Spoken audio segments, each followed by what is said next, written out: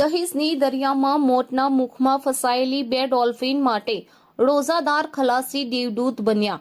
Dolphin ફરી લહેરોમાં વિહરતી થઈ. ગુજરાતના ઔદ્યોગિક હબ ગણાતા વાગરા તાલુકાના દહેજના દરિયાકાંઠે આજે કુદરત અને માનવીય સંવેદનાનો અનોખો સંગમ જોવા મળ્યો હતો.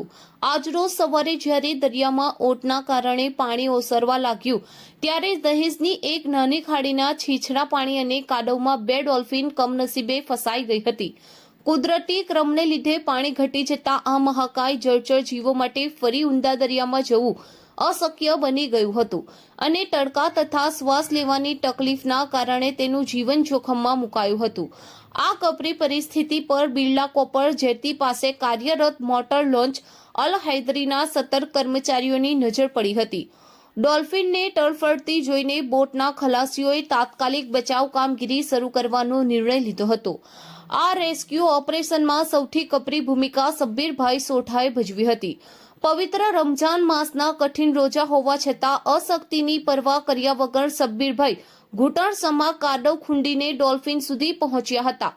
તેમણે અત્યંત સાવચેતીપૂર્વક બંને ડોલ્ફિનને નરમ દોરડાથી બાંધી અને અન્ય સાથીદારોની મદદથી ખેંચીને સલામત રીતે દરિયાના ઊંડા પાણીમાં વહેતી કરી હતી. જેવી બંને ડોલ્ફિન મુક્ત થઈને ફરી લહેરોમાં વિહરતી થઈ ત્યારે કિનારે હાજર તમામ શ્રમિકો અને સુરક્ષા કર્મીઓના ચહેરા પર હર્ષની લાગણી છવાઈ ગઈ હતી. દહેજ જેવા વ્યસ્ત પોર્ટ વિસ્તારમાં પણ દરિયાજીવો અને પર્યાવરણ પ્રત્યે સ્થાનિક કર્મચારીઓની આ પ્રકારની સજગતા અને નિસ્વાર્થ સેવાએ ખરા અર્થમાં માનવતા મહેકાવી છે. આ રેસ્ક્યુ ઓપરેશનની સોશિયલ મીડિયામાં પણ ભારે પ્રશંસા થઈ રહી છે.